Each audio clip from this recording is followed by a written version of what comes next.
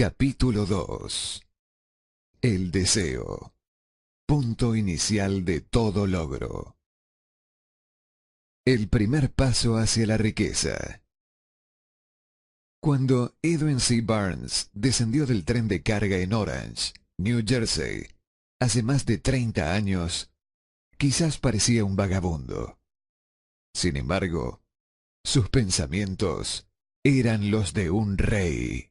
Mientras se dirigía desde los rieles del ferrocarril a la oficina de Thomas A. Edison, su mente trabajaba sin descanso. Él lograba verse a sí mismo parado frente a Edison.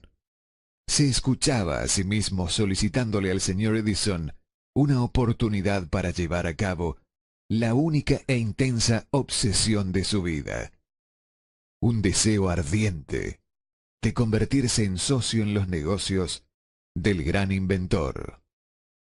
El deseo de Burns no era una mera esperanza, era un entusiasta y vibrante deseo que trascendió a cualquier cosa.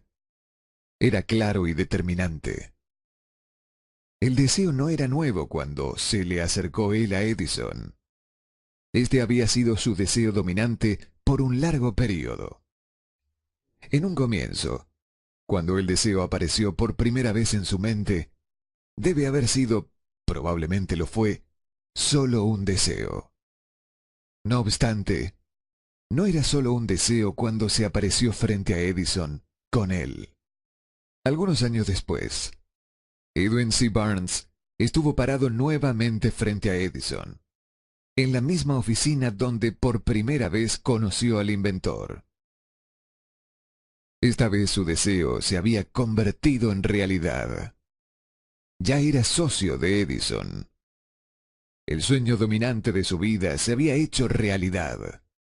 Hoy, personas que conocen a Burns lo envidian debido al quiebre que produjo en su vida. Ellos lo ven en sus días de gloria, sin tomarse la molestia de investigar las causas de su éxito. Burns tuvo éxito porque eligió un objetivo claro. Puso toda su energía, todo el poder de su voluntad y toda su energía en pos de dicho objetivo. No se convirtió en socio de Edison el día en que llegó. Se contentó con partir en el más humilde trabajo, en la medida en que éste le proveyese la oportunidad de tomar inclusive un solo paso hacia su anhelado fin. Pasaron 5 años antes de que la ocasión que estaba buscando hiciera su aparición. A lo largo de dichos años, no hubo ni siquiera un rayo de esperanza. Ni una sola promesa de lograr su deseo se le había presentado. Para cualquiera, excepto para él, parecía solamente otro rodamiento en la rueda de los negocios de Edison. Pero, en su propia mente, él era el socio de Edison en todo momento. Desde el primer día en que fue a trabajar ahí, por primera vez. Es una ejemplificación notable del poder de un deseo claro. Burns logró su meta porque anhelaba ser socio del señor Edison más que cualquier otra cosa. Creó un plan con el cual lograr dicho propósito. Y muy importante, quemó todos los puentes tras él. Mantuvo su deseo hasta que se convirtió en la obsesión dominante en su vida y posteriormente un hecho. Cuando fue a Orange, no se dijo a sí mismo: voy a tratar de convencer a Edison para que me dé algún tipo de trabajo, el que sea. Él dijo: veré a Edison y le avisaré que he venido a ser su socio. Él no dijo: voy a trabajar ahí por unos pocos meses y si es que no tengo estímulos, renunciaré y buscaré un empleo en otro lado. Él dijo: partiré donde sea. Haré lo que Edison me diga, y antes de que me dé cuenta, me convertiré en su socio. Él no dijo: voy a mantener mis ojos abiertos a otra oportunidad, en caso de que falle en obtener lo que quiero en la empresa de Edison. Él dijo: Hay tan solo una cosa en este mundo que estoy determinado a obtener, y es una asociación con Thomas A. Edison. Voy a quemar todos los puentes tras de mí y arriesgar todo mi futuro en mi capacidad para alcanzar lo que busco. Él no dejó posibilidad alguna para retroceder. Tenía dos posibilidades: vencer o perecer. Esa es toda la historia del éxito de Burns. Hace mucho tiempo, un gran guerrero enfrentó una situación en la cual tuvo que tomar una decisión que aseguró su éxito en el campo de batalla. Estaba a punto de enviar su ejército para enfrentar a un poderoso contrincante que tenía muchos soldados de los que él contaba. Subió a sus soldados en botes, desembarcó en el país enemigo, bajó a su soldado y su equipamiento, y posteriormente dio la orden de quemar los botes que los habían traído. Dirigiéndose a sus hombres antes de la primera batalla, dijo: «Ustedes alcanzan a ver cómo se queman los botes. Eso significa que no tenemos cómo irnos de estas costas vivos, a no ser que ganemos la batalla. Debemos tomar una determinación: vencer o morir». Vencieron. Cada persona que gana en cualquier emprendimiento debe estar dispuesta a quemar sus botes y eliminar todas las posibilidades de dar pie atrás. Solo así puede tener la convicción de mantener ese estado mental conocido como deseo ardiente de vencer, fundamental para lograr el triunfo. La mañana siguiente, después del gran incendio en Chicago, un grupo de comerciantes se paró en la State Street, observando los restos humeantes de lo que habían sido sus negocios. Se reunieron para decidir si tratarían de reconstruir o abandonarían Chicago para comenzar de cero en alguna locación más prometedora del país. Tomaron la decisión, todos, excepto uno: abandonar Chicago. El comerciante que decidió quedarse y reconstruir apuntó con un dedo a los restos de su tienda y le dijo a los demás: «Caballeros, en ese exacto lugar construiré la tienda más grande del mundo. No importa las veces que pueda quemarse». Eso fue hace casi un siglo. La tienda fue construida. Todavía sigue en pie. Una torre. Un monumento al poder de ese estado mental conocido como deseo ardiente. Lo más sencillo que Marshall Field podría haber hecho era imitar a sus colegas. Cuando las perspectivas aparecían como difíciles y el futuro se veía adverso, se retiraron a donde las cosas lucieran más fáciles. Es importante notar la diferencia entre Marshall Field y los otros comerciantes, puesto que es la misma diferencia que distingue a Edwin C. Burns de los miles de jóvenes que trabajaron en la compañía de Edison. Es lo mismo que distingue a prácticamente todos quienes tienen éxito de aquellos que fracasan. Cada persona que alcanza la edad de comprender el propósito del dinero, de seguro quiere obtenerlo. Simplemente desear no es lo que trae las riquezas. Sin embargo, desear con un estado mental en el cual el deseo se convierte en una obsesión, el planificar maneras concretas para adquirirlas y ejecutar dichos planes con una persistencia tal que no acepta fracasos, de seguro traerá fortunas. El método por el cual los deseos por riquezas pueden transmutarse a su equivalente financiero consta de 6 pasos prácticos. Primero, fije en su mente el monto exacto de dinero que desea.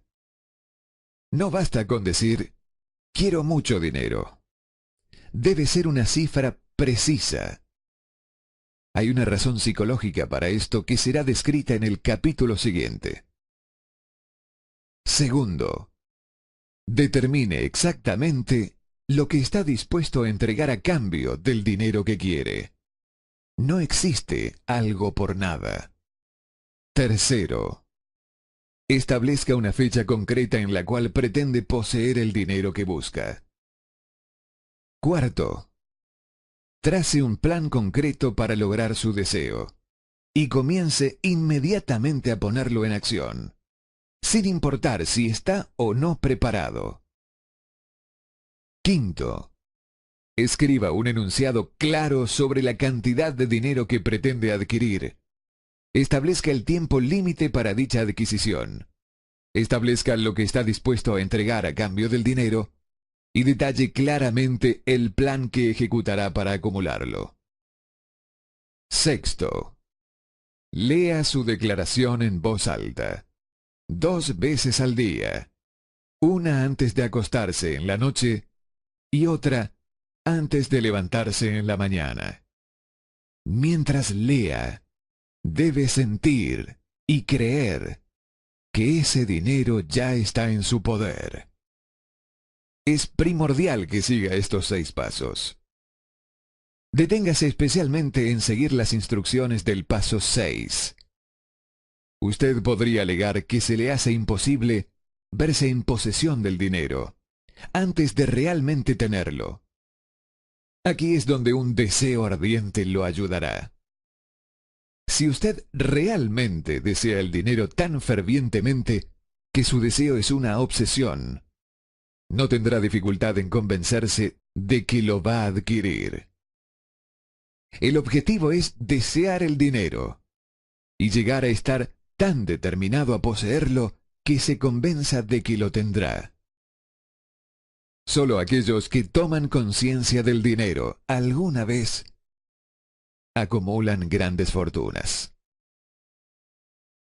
El tomar conciencia del dinero quiere decir que la mente se ha saturado completamente con el deseo por el dinero, de modo que uno puede verse a sí mismo poseyéndolo. Para el no iniciado, que no se ha educado en los fundamentos principales de la mente humana, quizás estas instrucciones parezcan poco prácticas. Para quienes no consigan reconocer la validez de estos 6 puntos, puede ser útil saber que la información que difunden fue revelada por Andrew Carnegie, quien empezó como un obrero común en una siderúrgica, pero se las arregló, pese a sus humildes comienzos, para que estos principios le rindieran una fortuna de más de $100 millones. Como ayuda adicional, quizá le sirva saber que los 6 puntos recomendados aquí fueron detenidamente analizados por el fallecido Thomas A. Edison, quien puso su sello de aprobación en ellos, por ser esenciales no solo para la acumulación de dinero, sino para la obtención de cualquier meta. Estos pasos no implican un trabajo duro, tampoco sacrificio. No exigen que uno se vuelva ridículo ni crédulo. Su aplicación no requiere de mucha escolaridad. Sin embargo, el éxito en la aplicación de estos 6 pasos necesita de la imaginación suficiente que permita ver y comprender que la acumulación de dinero no puede ser dejada al azar. Uno no debe tomar conciencia de que todos quienes han acumulado grandes fortunas primero tuvieron una cierta medida de sueños, anhelos, deseos y planificación antes de que pudiesen adquirirla. A estas alturas, usted deberá saber que nunca tendrá riquezas en grandes cantidades a menos que pueda llegar a ser la viva expresión del deseo quemante por el dinero y que realmente crea que lo poseerá. Usted podría saber, además, que todo gran líder, desde el comienzo de la civilización hasta el presente, ha sido un soñador. Por ejemplo, el cristianismo es un gran poder en el mundo actual, puesto que su fundador tuvo un deseo tan fuerte que lo pudo transmutar en su forma física. Si usted no puede ver riquezas en su imaginación, jamás podrá verlas en su balance bancario. Nunca, en toda la historia de América, ha habido una oportunidad tan grande para los soñadores prácticos como ahora. El colapso económico de 6 años ha reducido a todos los hombres substancialmente al mismo nivel. Está a punto de nacer una nueva raza. Las apuestas representan enormes fortunas que se acumularán dentro de los próximos 10 años. Las reglas de la raza han cambiado, debido a que ahora vivimos en un mundo cambiante, que definitivamente favorece a las masas. Aquellos que han tenido poca o ninguna oportunidad para ganar bajo las condiciones existentes durante la depresión, cuando el miedo paralizó el progreso y el crecimiento. A nosotros, que nos encontramos en esta carrera por la obtención de riquezas, debería motivarnos el hecho de que este cambiado mundo en el cual vivimos demanda nuevas ideas, nuevas maneras de hacer las cosas, nuevos liderazgos, nuevos inventos, nuevos métodos para enseñar, nuevos métodos de mercadeo, nuevos libros, nueva literatura, nuevos programas de radio, nuevas ideas para películas. Tras toda esta demanda de nuevas y mejores cosas, existe una cualidad que se debe poseer para triunfar, y esta es la certeza del propósito. El conocimiento de lo que uno quiere y el deseo ardiente de poseerlo. La depresión financiera marcó la muerte de una era y el nacimiento de otra.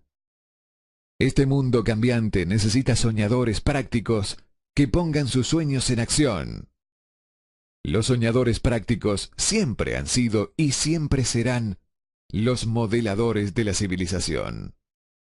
Los que deseamos acumular riqueza debemos recordar que los verdaderos líderes del mundo han sido siempre hombres que han sabido dominar, para su uso práctico, las fuerzas invisibles e intangibles de la oportunidad que está por surgir, y han convertido esas fuerzas o impulsos de pensamiento en rascacielos, fábricas, aviones, automóviles y toda forma de recursos que hacen la vida más llevadera.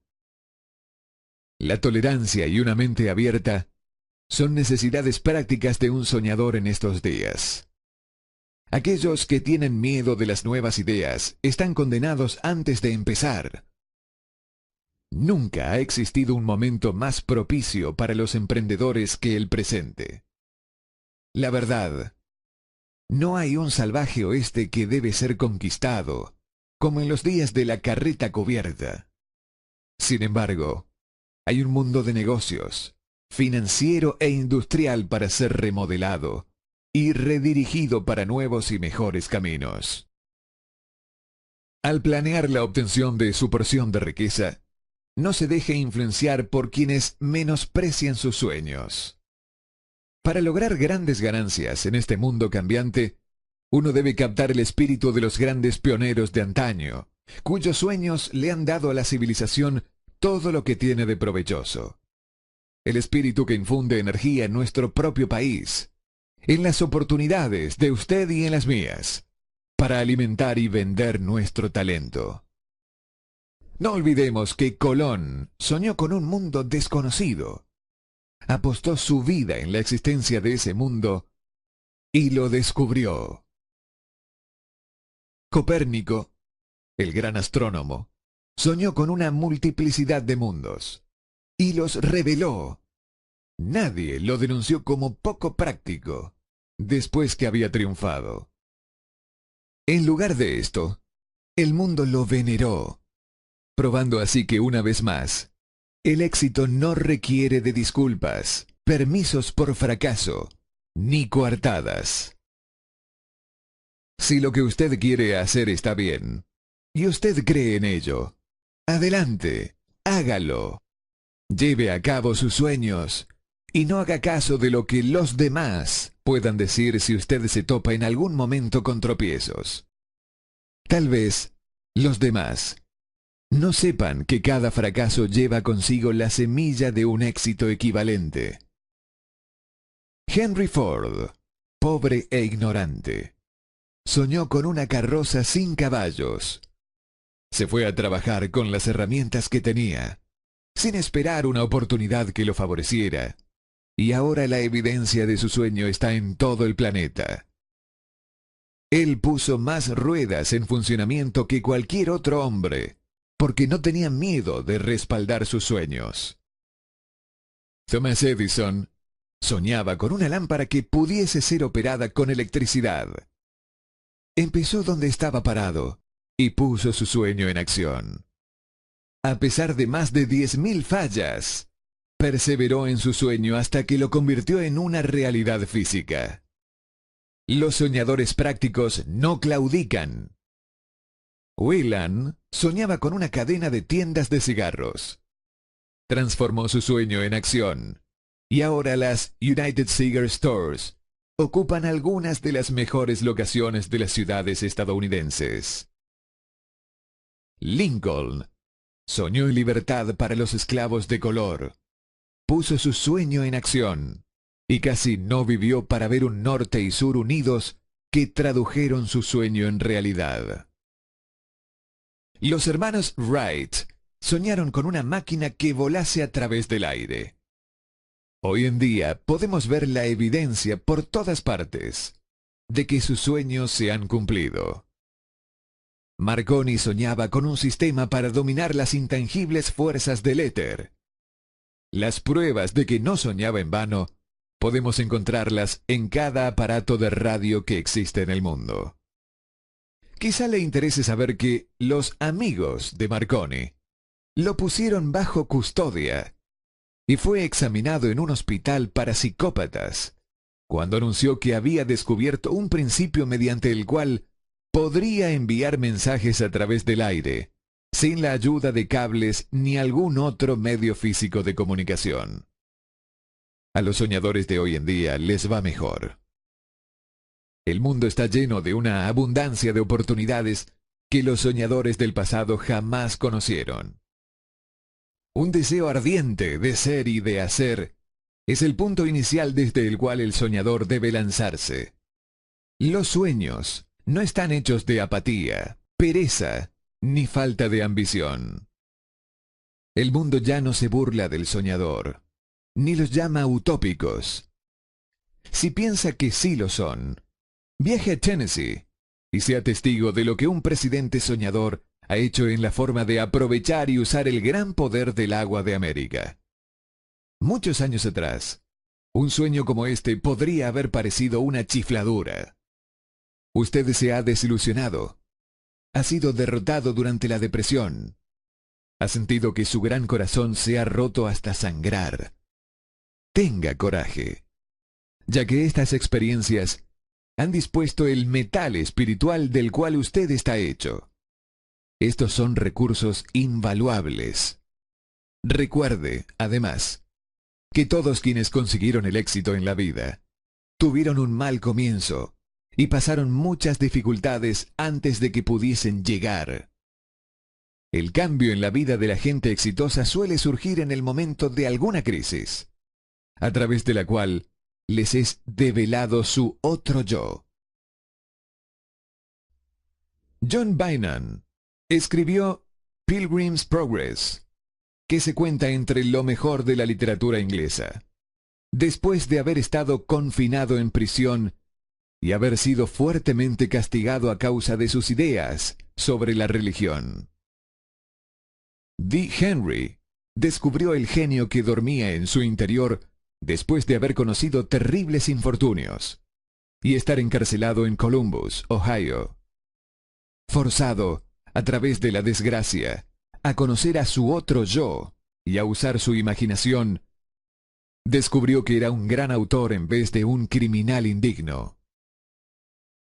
Los caminos de vida son extraños y variados, y extrañas también son las formas de infinita inteligencia, a través de las cuales los hombres son algunas veces forzados a pasar por todo tipo de puniciones antes de descubrir sus propios cerebros y su propia capacidad para crear ideas útiles a través de la imaginación. Edison, el mayor inventor y científico del mundo, fue un operador de telégrafo vago. Él falló innumerables veces antes que fue impulsado, posteriormente, hacia el descubrimiento del genio que dormía dentro de su cerebro. Charles Dickens empezó pegando etiquetas en latas de betún. La tragedia de su primer amor penetró las profundidades de su alma, para convertirlo en uno de los más grandiosos autores del planeta. Esa tragedia produjo, primero, David Copperfield, y luego, una sucesión de obras que entregan un mundo mejor y más rico a todo el que lee sus libros. La desilusión por amor generalmente tiene el efecto de llevar al hombre a tomar y a la mujer a la ruina. Esto debido a que la mayoría de las personas nunca asimilaron el arte de transformar sus más fuertes emociones en sueños de naturaleza constructiva. Helen Keller se quedó sorda, muda y ciega después de nacer. Pese a su terrible adversidad, ha escrito su nombre con letras indelebles en las páginas de la historia de los grandes. La totalidad de su vida es una evidencia de que nadie está vencido hasta que la derrota es aceptada como una realidad. Robert Burns era un campesino analfabeto. Sufrió la maldición de la pobreza y creció para ser un borracho. El mundo fue mejor gracias a su vida, porque vistió de prendas hermosas sus pensamientos poéticos y, por tanto, arrancó un espino para plantar un rosal en su lugar.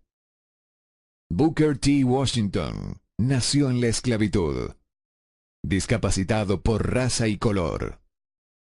Debido a que él era tolerante, tenía una mente abierta en todo momento y era un soñador. Dejó su impresión de humanidad en toda una raza. Beethoven era sordo y Milton ciego, pero sus nombres perdurarán en el tiempo, porque soñaron y tradujeron sus sueños en ideas constituidas. Antes de pasar al siguiente capítulo, encienda nuevamente en su mente el fuego de la esperanza, fe, coraje y tolerancia. Si tiene estos estados de mente y un conocimiento de trabajo de los principios explicados, todo lo otro que usted necesita vendrá a usted, cuando usted esté listo para ello. Deje a Emerson afirmar el pensamiento en estas palabras. Cada proverbio, cada libro, refrán que te pertenece para la ayuda y confort, seguramente vendrá a casa a través de pasajes abiertos. Cada amigo que no tiene un deseo fantástico, sino que una gran y tierna alma en su súplica, se deberá encerrar en su aceptación. Existe una diferencia entre desear algo y estar listo para recibirlo. Nadie está listo para algo hasta que cree fehacientemente que lo puede conquistar. El estado mental debe ser de creencia absoluta, no simplemente esperanza o anhelo. Tener apertura de mente es esencial para tener creencia total. Las mentes cerradas no inspiran fe, ni coraje, ni creencia absoluta. Recuerde, no se requiere más esfuerzo para apuntar alto en la vida, para reclamar abundancia y prosperidad, del que hace falta para aceptar la miseria y la escasez. Un gran poeta ha expresado acertadamente esta verdad universal en unas pocas líneas. Negocié 1 centavo a la vida, y la vida no me dio más. Por mucho que le imploré a la noche, cuando contaba mis escasos bienes, porque la vida es un amo justo, que te da lo que le pides, pero cuando has fijado el precio, debes aguantar la faena. Trabajé por un salario de jornalero, solo para descubrir, perplejo, que cualquier paga que hubiera pedido a la vida, ésta me la hubiese pagado de buen grado. Como clímax adecuado de este capítulo, quiero introducir a una de las personas más excepcionales que he conocido. Lo vi por primera vez pocos minutos después de que hubiera nacido. Vino a este mundo sin ningún rastro físico de orejas. Y el médico admitió, cuando le pedí su opinión sobre el caso, que el niño sería sordo y mudo de por vida. Me opuse a la opinión del médico. Estaba en mi derecho. Yo era el padre del niño. Tomé una determinación y me formé una opinión, pero expresé esa opinión en silencio, en el fondo de mi corazón. Tomé la decisión de que mi hijo podría escuchar y hablar. La naturaleza podrá haberme mandado un hijo sin oídos. Sin embargo, la naturaleza no puede inducirme a aceptar la realidad de esa amargura. En mi interior supe que mi hijo oiría y hablaría. ¿Cómo? Estaba cierto de que tenía que haber una manera, y sabía que la hallaría. Pensé en las palabras del inmortal Emerson. El curso de las cosas acontece para enseñarnos la fe. Solo necesitamos poner atención. Hay indicadores, claves, para cada uno de nosotros. Y si escuchamos con humildad, oiremos la palabra justa. La palabra justa, deseo. Mucho más que ninguna otra cosa. Yo deseaba que mi hijo no fuera sordomudo. De ese deseo, no renegué jamás, ni por un segundo. Hace muchos años atrás escribí: nuestras únicas limitaciones son aquellas que nos fijamos en nuestras mentes. Por primera vez, me pregunté si esa afirmación era verdad. Acostado en la cama frente a mí estaba un niño recién nacido, sin la capacidad natural de la audición. Aunque él podía escuchar y hablar, obviamente estaba desfigurado de por vida. Seguramente esta era una limitación que el niño no se había fijado en su mente. ¿Qué podía hacer? ¿Encontraría alguna manera de trasplantar a ese niño mi propio deseo ardiente, de dar con maneras y medios de hacer llegar el sonido a su cerebro sin la necesidad de los oídos? Tan pronto como el niño fuese lo bastante mayor para cooperar, le llenaría la cabeza de tal manera de ese deseo ardoroso, que la naturaleza lo traduciría en realidad con sus propios métodos. Todos estos pensamientos pasaron por mi mente, pero no comenté de ello con nadie. Cada día renovaba la promesa que me había hecho de que mi hijo no sería sordomudo. Cuando creció y empezó a percibir las cosas que lo rodeaban, descubrimos que mostraba débiles indicios de que oía. Cuando alcanzó la edad en que los niños suelen empezar a emitir palabras, no hizo intento alguno de hablar. Pero de sus actos podíamos deducir que percibía ciertos sonidos. Eso era todo lo que yo quería saber. Estaba convencido de que, si podía oír, aunque fuese débilmente, sería capaz de desarrollar una mayor capacidad auditiva. Entonces ocurrió algo que me llenó de esperanza. Surgió de algo totalmente inesperado. Un accidente que cambió una vida. Compramos un fonógrafo. Cuando el niño oyó la música por primera vez, entró en éxtasis y muy pronto se apropió del aparato. En una oportunidad estuvo poniendo un disco una y otra vez durante casi 2 horas, de pie delante del fonógrafo, mordiendo un borde de la caja. La importancia de esa costumbre que adquirió no se nos hizo patente sino hasta años después, porque nunca habíamos oído hablar del principio de la conducción ósea del sonido. Poco después de que se apropiase del fonógrafo, me di cuenta de que podía oírme con claridad cuando le hablaba con los labios junto a su hueso mastoideo, en la base del cráneo.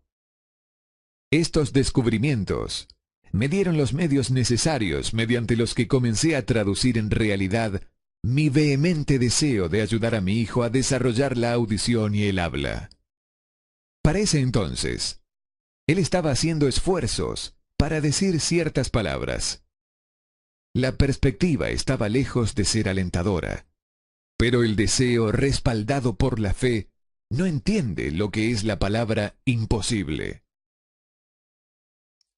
Una vez que hube descubierto que podía oír perfectamente el sonido de mi voz, empecé prontamente a transferirle mi deseo de que oyese y hablase.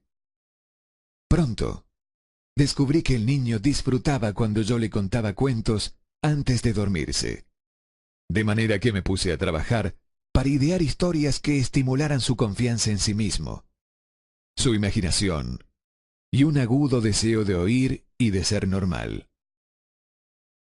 Había un cuento en particular, en el que yo hacía hincapié dándole un renovado matiz dramático cada vez que se lo relataba. Lo había inventado para sembrar en su mente la idea de que su dificultad no era una pesada carga, sino una ventaja de gran valor.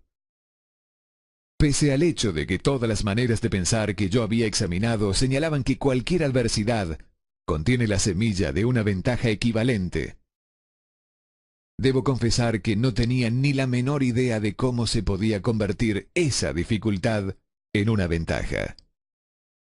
Sin embargo, continué mi práctica de dedicarme a esa filosofía en historias para dormir, esperando que viniera el momento donde él encontrara un plan para que su discapacidad pudiera servir para algún propósito útil.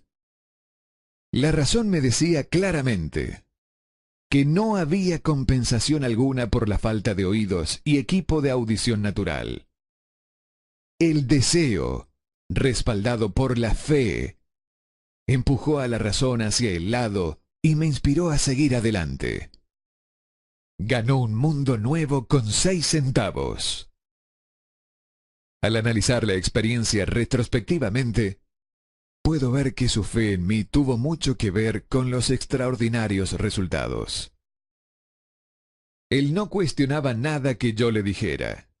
Le vendí la idea de que tenía una ventaja original sobre su hermano mayor, y que esa ventaja se reflejaría de muchas maneras.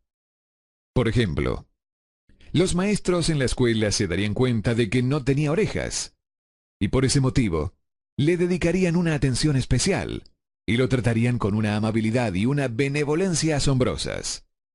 Siempre lo hicieron. También le vendí la idea de que cuando fuese lo suficientemente mayor para vender periódicos, su hermano mayor era ya vendedor de periódicos, tendría una gran ventaja sobre éste, porque la gente le pagaría más por su mercancía, debido a que verían que era un niño brillante y emprendedor pese al hecho de carecer de orejas.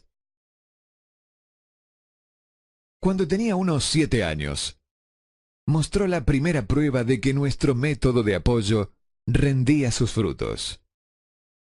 Durante varios meses, imploró el privilegio de vender periódicos, pero su madre no le daba el consentimiento. Entonces, se ocupó por su cuenta del asunto. Una tarde, en que estaba en casa con los sirvientes, trepó por la ventana de la cocina, se deslizó hacia afuera y se estableció por su cuenta. Le pidió prestados 6 centavos al zapatero remendón del barrio. Los invirtió en periódicos. Los vendió. Reinvirtió el capital y repitió la operación hasta el anochecer. Después de hacer el balance de sus negocios y de devolverle a su banquero los 6 centavos que le había fiado, se encontró un beneficio de 42 centavos. Cuando volvimos a casa aquella noche, lo encontramos durmiendo en su cama, apretando el dinero en un puño. Su madre le abrió la mano, cogió las monedas y se puso a llorar. Me sorprendió. Llorar por la primera victoria de su hijo me pareció fuera de lugar. Mi reacción fue la inversa. Reí de buena gana, porque supe que mi empresa de inculcar en la mente de mi hijo una actitud de fe en sí mismo había rendido frutos. Su madre veía a un niño sordo que, en su primera aventura comercial, se había escapado a la calle y había puesto en peligro su vida para ganar dinero.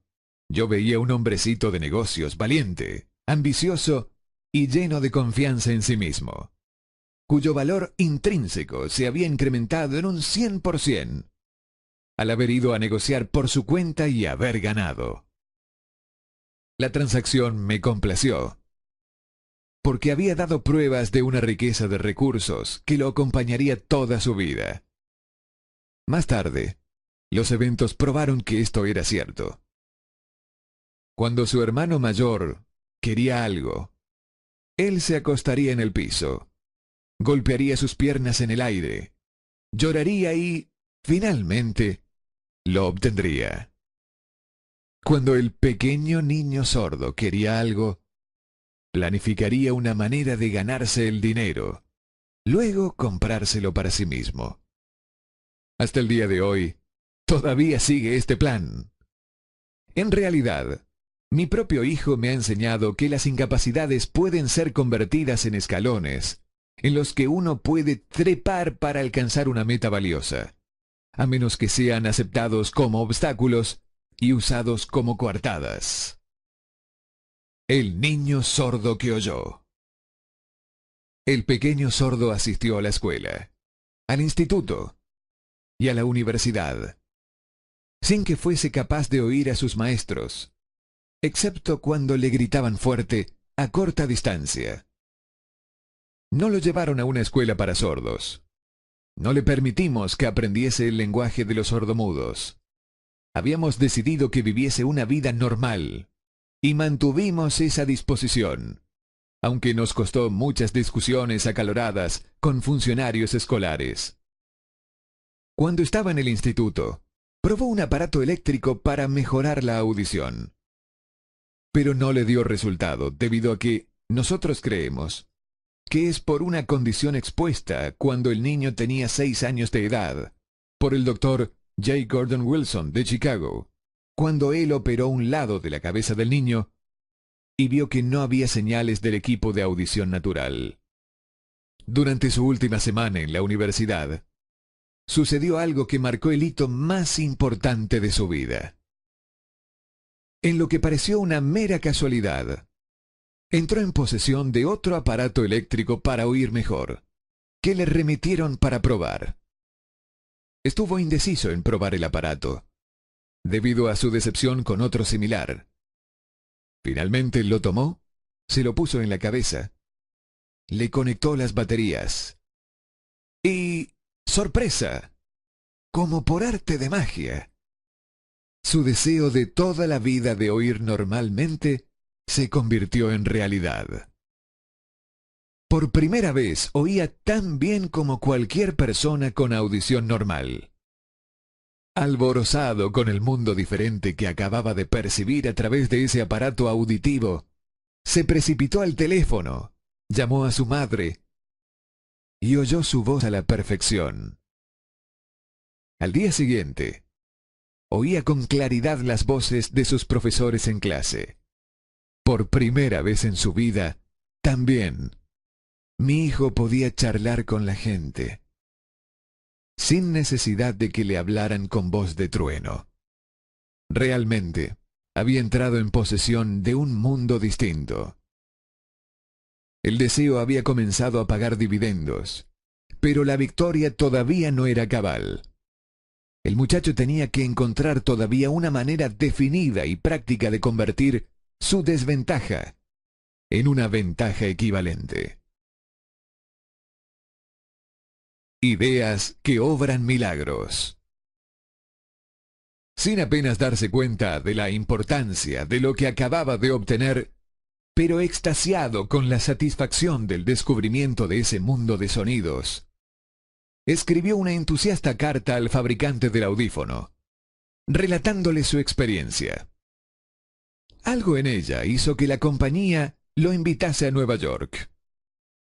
Cuando llegó, lo llevaron a conocer la fábrica, y mientras hablaba con el ingeniero jefe, contándole de su mundo recién descubierto, una corazonada, una idea o una inspiración, llámesela como se quiera, destelló en su cerebro.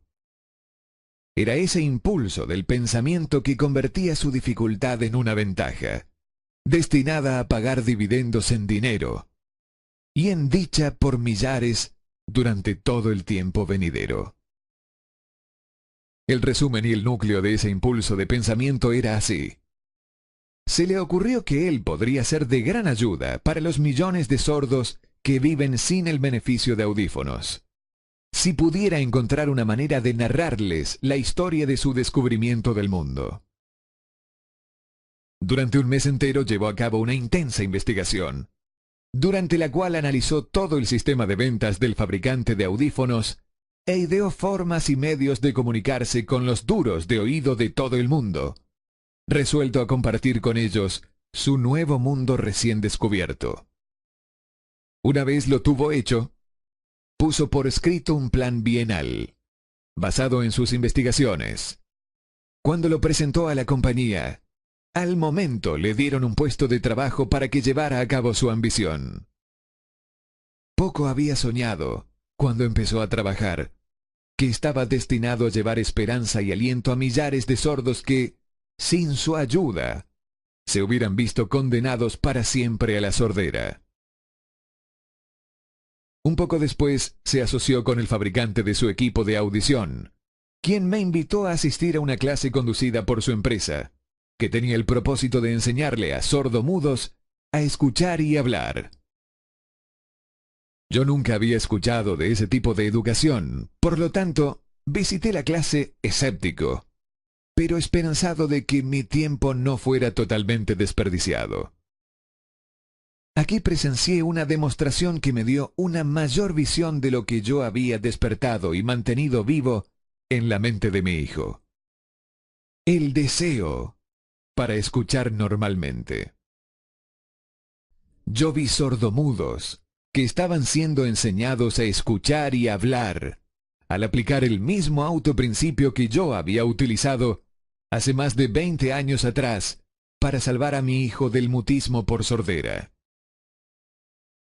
De este modo, a través de un raro giro en la rueda de la fortuna, mi hijo Blair y yo hemos estado destinados a ayudar a corregir el mutismo por sordera para aquellos que aún no han nacido, porque somos los únicos seres humanos que yo conozco que hemos establecido definitivamente el hecho de que el mutismo por sordera se puede corregir hasta el grado de restaurar la vida normal de aquellos que sufren de esta aflicción. Esto se ha hecho para uno, entonces podría ser hecho también para otros. No me cabe duda de que Blair hubiera sido sordomudo toda su vida si su madre y yo no nos las hubiésemos rebuscado para formar su mente como lo hicimos.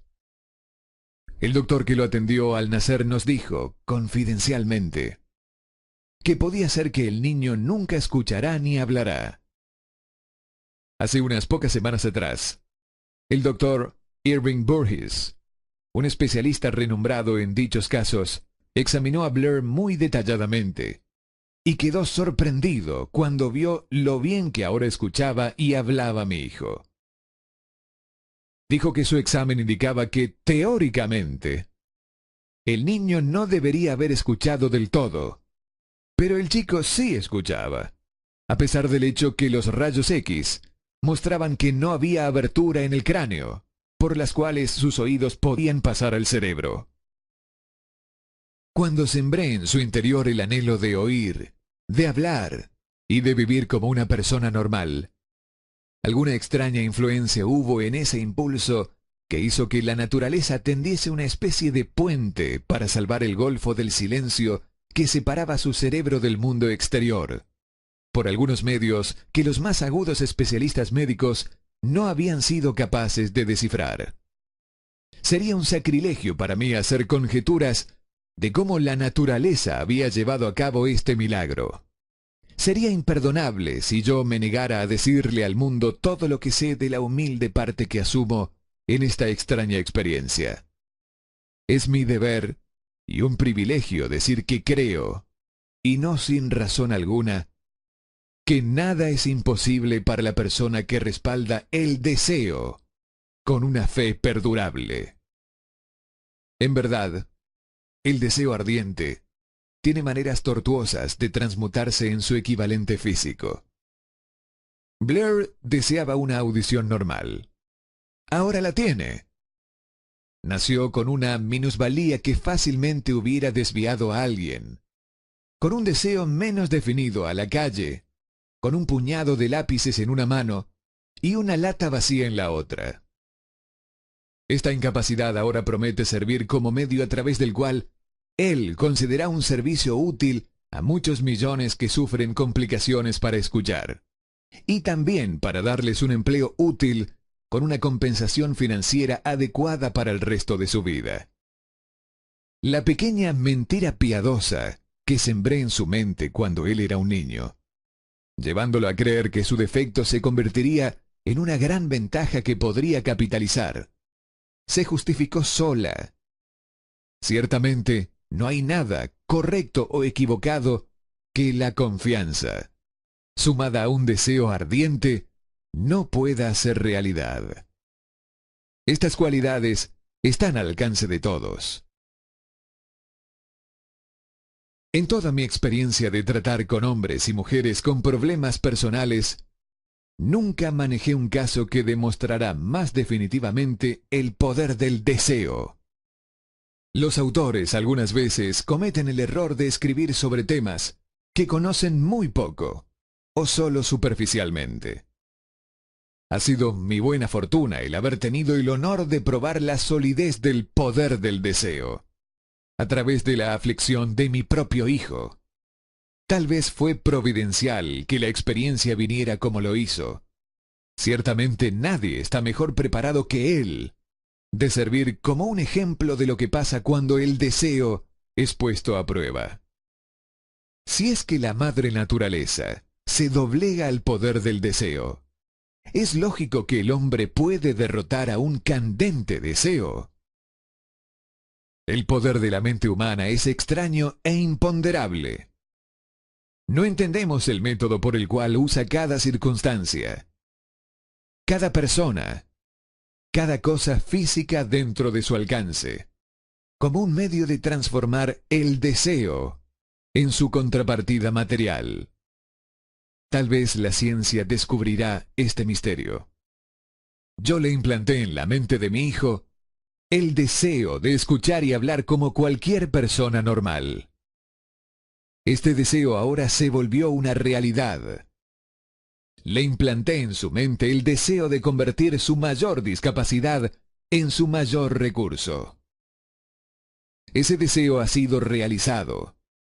La forma de operar a través de la cual fue alcanzado este sorprendente resultado no es muy difícil de describir. Consistió en 3 hechos muy definitivos.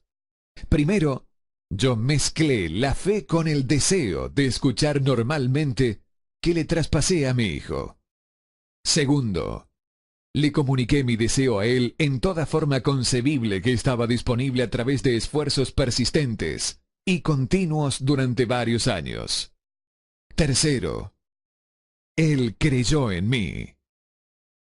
La química mental hace magia. Un breve párrafo en un despacho de noticias en relación con Madame Schumann-Heink da la clave del estupendo éxito de esta mujer como cantante. Cito el párrafo porque la clave que contiene no es otra que el deseo. Al comienzo de su carrera, Madame Schumann-Heink visitó al director de la ópera de Viena para que le realizara una prueba de voz. Pero él no la aprobó. Después de echar un vistazo a la desgarbada y pobremente vestida muchacha, dijo nada cordial. Con esa cara y sin ninguna personalidad, ¿cómo espera tener éxito en la ópera? Señorita, olvide esa idea. Compre una máquina de coser y póngase a trabajar. Usted nunca podrá ser cantante. Nunca es demasiado tiempo. El director de la Ópera de Viena sabía mucho sobre la técnica del canto. Sabía muy poco del poder del deseo. Cuando éste asume las proporciones de una obsesión. Si hubiera conocido mejor ese poder, no hubiese cometido el equívoco de condenar el genio sin darle una oportunidad. Hace varios años, uno de mis socios se enfermó. Se puso cada vez peor a medida que el tiempo transcurría y, finalmente, lo llevaron al hospital para operarlo. El médico me advirtió que había muy pocas probabilidades de que yo volviera a verlo con vida. Pero esa era la opinión del médico, y no la del paciente. Poco antes de que se lo llevaran al quirófano, me susurró con voz débil: «No se preocupe, jefe. En pocos días habré salido de aquí». Una enfermera me miró cabizbaja. Pero el paciente se recuperó satisfactoriamente. Cuando todo hubo terminado, su médico me dijo: «No lo salvó otra cosa que su deseo de vivir. Nunca hubiera salido de este trance si no se hubiese negado a aceptar la posibilidad de la muerte».